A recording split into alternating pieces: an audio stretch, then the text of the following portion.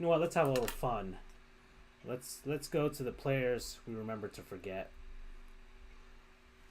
Ooh, pick me. I want to start. Yeah, because you actually have one this week. Well, I had one last week with Pedro Guerrero. Oh, that's true. But this one I'm really excited about because, I don't know, it just came out of nowhere for me, but I'm excited that I found it or remembered it. So, way back when, I think this was in 1992, there was a player by the name of Chris Moore who played for Western Washington University. The team is now since defunct. I sent you a link for the video, and I'll let that play because that was just an awesome play. The greatest football catch ever? Mm-hmm. I'll let that run real quick. Okay. Chris Moore, Western Washington University. So I'm assuming the university exists, but the football program does not. Not anymore. What is that? Holy crap, really? I'm watching the play. Sorry. I was showing to some guy named Reggie Brooks. Touchdown run, but where's... There it is. Let me skip ahead. Chris Moore. Okay, so... catch... Wow. Wow. That is incredible. It bounces off of his arms. It hits his left leg, goes in between his butt cheeks, and then he kind of does like an NBA type of move between his legs and holds on to the ball. Man, if that was in the NFL, they'd probably say he didn't have control of it. I'll tell you that much. So, what happened to him since then? So he was a sophomore when that happened. This was in, I believe it was 1992. I could be wrong, though. It was the 1992 College Play of the Year for the... Yeah, I just saw it. It was the first ESPYs ever. Oh. I'm telling you how... It just gives you an idea of how old this play was. So since then, he is now a product manager for T-Mobile. He's been in the telecommunications business for a decade. He is married with 2 young children who lives in North Bend, which is, I'm assuming, in Washington. He is now 37, and apparently all the jobs he's gotten, everyone brings that up because, well, why wouldn't they? Because that is just an amazing catch, and I think it is one of, if not the best college football catches ever. Yeah. Because that takes some hand, foot, butt, thigh, hand coordination to get that sort of a catch, because just dang. Wow. So not a lot to discuss there. He's really kept quiet since then. That was kind of his big moment. That's his claim to fame. But I just figured I'd bring that up because that is an amazing catch that I had forgotten to remember, but now I remembered to remember because I had forgotten it. Okay. That's awesome. That is an awesome... I've never seen that. I'm surprised. Well, I watch college football, so yeah. I'm not that surprised. All right, so my guy is Eddie Jones. Woohoo! Yeah, Charles perked up a little bit. I have no idea who that is. Sorry, folks. Okay, well, Eddie Jones is a former Los Angeles Lakers, Charlotte Hornets, Miami Heat player. He's actually from down here. He's from Pompano Beach, Florida. I think he makes his home here still. He was drafted in 1994 in the first round for the 10th overall pick from Temple. So Manny Diaz did not. The University of Miami could not steal him away. Had nothing to do with that, but he played. He was a shooting guard, and then he was also a small forward. So he's kind of a jack of all trades. Well, the reason that he became a small forward was because in the 2003-04 season, he had to move away from being a shooting guard because of the rise of a budding young star named Dwayne Wade. So I wonder whatever happened to that guy. yeah, I don't know. I have no idea. We should do a player we should remember to forget for him. Yeah. Actually, maybe sometime towards the end of the season. Just for kicks. So the one thing I actually wanted to well, he appeared in a Taco Bell commercial with Shaquille O'Neal. Okay.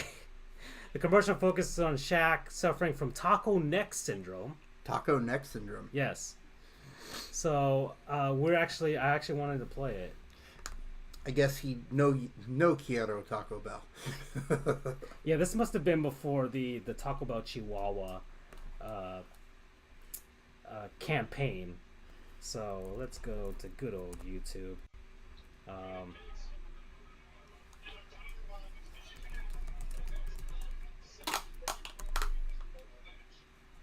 There it is, people. Roll that beautiful taco footage. Okay, so let's put this on blast. It now appears that Shaq is suffering from a neck injury. Of course we're concerned. That's one valuable neck. It's not natural. It's a There's Eddie conspiracy, Jones. man. Shaq is suffering from taco neck syndrome, TNS. It's caused by his craving for delicious Taco Bell tacos. And he's getting worse with every neck-bending bite. But now there's a big breakthrough therapy. The new Big Beef Burrito from Taco Bell. Just 99 cents 99 with double the cents? beef. It is Wow. the perfect antidote for taco neck. Inflation. All right, so there's taco neck syndrome, everybody. So just watch out when you're eating delicious Taco Bell. That was actually one of our non-sponsors one week. Yeah. So just be careful. You might have taco neck syndrome if you eat too much Taco Bell. And so that's my Eddie Jones. Because I found that commercial and I just thought that was funny. So that's why I remember Eddie Jones, even though he's actually he had a really good career. So it's not like he was a terrible player. It's just, he should be remembered for that commercial, Yes. for appearing one split second in that commercial. He Apparently missed out he was on on the cover of a basketball game. Huh? Yeah. Apparently he was on the cover of a basketball game. I saw it in passing. Yeah, he was. Well, Probably one of those several basketball games for the N64, the PlayStation, or the Sega Saturn. In that weird time of like 40 different NBA, NHL, NFL, baseball properties releasing games every season. Which was actually the good old days when there was competition and we didn't have crappy Electronic Arts, EA, releasing microtransaction BS every single year. As well as 2K, Take-Two with the NBA 2K series, which is all just microtransaction BS as well. This turned into a microtransactions rant a little bit, but it's it's the reason I don't even buy regular sports games anymore, because it's all just loot box microtransaction crap. I'm into that. Yeah. So they're not your sponsors, huh, for the week? No, they won't be my non-sponsors until maybe if Nintendo ever wanted to release their own baseball or basketball or NHL game, because I think EA still has exclusive rights to the NFL. So, yeah. That kind of went on a tangent there, but you have anybody, Charles, that you want us to remember? I do. And keeping up with the football season, keeping up with the fact that the Kansas City Chiefs kind of broke my heart, I'm going to bring in the quarterback that I remember very well for the Kansas City Chiefs. The player so bad that we forget, or players forgot to remember, Brodie Croyle. So, Whoa. yeah, I know. Brodie Croyle. This is the education right here, boys. Per Wikipedia. John Brodie Croyle is an American football quarterback. He was drafted by the Kansas City Chiefs in the third round of 2006 draft. He played college for the University of Alabama from 2002 to 2005. The reason why Brodie Croyle pops into me is because I don't believe he won a single game in any of his starts. And he had some time. He was a Herm Edwards guy. Herm Edwards is loyal. He was described to be like the future.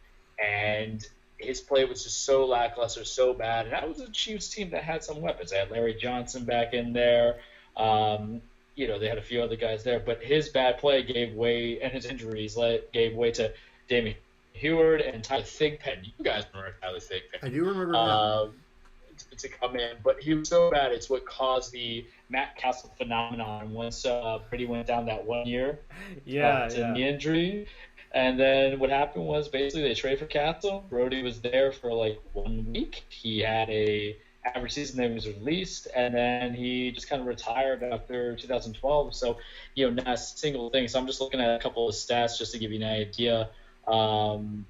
It was bad, you guys. It was bad. Like 2006, he only had 2 interceptions, no touchdowns. He briefly appeared. 2007 was more of a starter basis. He had 6 touchdowns, 6 interceptions. Didn't really do anything. 2008, 2009, he only had 2 touchdowns in relief appearance, and 2010 it was just 1 interception. Where he is now, according to the Wikipedia personal life, is that he volunteers at Big Oak Ranch, a Christian home and school founded by his father for children from troubled and abusive situations. For good on him. But he popped in because I was watching the weekend games. Like, man, whatever happened to Brodie Croyle, and this is where he's at now. Yeah. So he was okay. Hold on. So Kansas City. Wow, he didn't. So QB. He played 18 games in his career. Started 10 of them. 10-0. Yeah. Wow. Yeah. Wait, you said he played in 12 games? Or? He played in 18 games, but he started 10. Oh. And he went 10-0 in those 10 starts. He has a 56.7 completion percentage for 1,669 yards. Nice. 8 touchdowns. So it's a touchdown percentage of 2.5. Dear Lord. His longest one was a 50-yarder in 2009. And, wow. His QB rating, it's too bad they don't have, but he had a .8 QB rating his rookie season for the 2 games that he did play. And then I guess for the one, the season he started the most games, which was in 2007, he had a QB rating of 36.1. So, and, it could be worse for Dolphins fans with regards to Ryan Tannehill. We could have had that for a few seasons. Yeah. Okay, so that's some good perspective there, and it's also good perspective for the Chiefs fans saying, look how far you've come. Wow. Growth. That's what it's all about. And don't trust Herm Edwards and trust in Andy Reid, except it's going to be the second round of playoffs in your Isn't Herm Edwards, where is he now? He's coaching Arizona college, State. Right? Arizona State, I believe. Okay, how are they doing? I don't even know. I think they had an average season. Yeah. I think they had a 7. We're going down the rabbit hole. Hold on. Checking. Let's check. I know they made it to a bowl game. They played Fresno State and lost. They went 7-6. Yeah, that's what I thought. 7-6.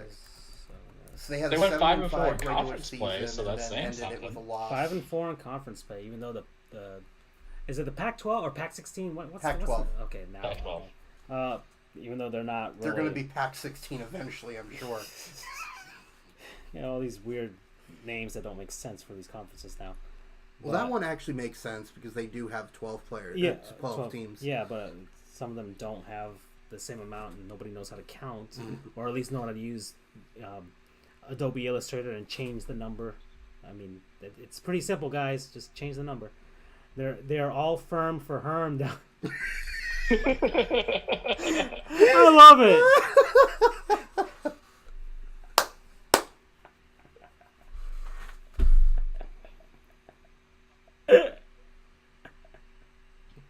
Firm for Herm. That's my favorite.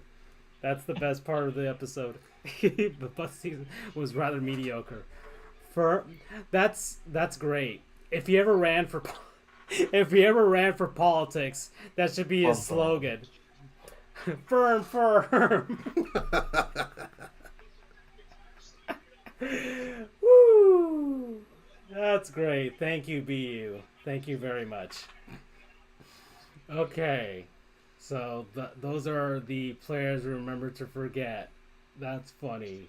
I'm very happy with Firm for Herm. Okay. Oh boy. Wow. And their hockey team benefited from the good juju Herm provided. That's true. That's we were talking about that last week about Arizona State hockey and how much having hockey in a southern market or in a southern area is great for college hockey, and it's great for hockey in general. And hopefully we get to see some teams out in California, and I would assume that California would be the next logical step for that. But that's more of a tangent type of thing. If I keep going with that, we already discussed it last week. You can watch the episode. I'll probably put a thing up there because YouTube wants us to do crap like that.